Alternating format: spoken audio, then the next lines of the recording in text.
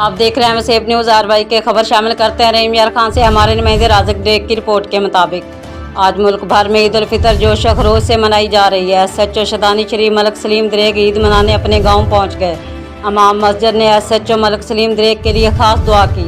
इलाके के मुअज़्ज़ज़ शख्सियात भी मलिक सलीम से ईद मिले।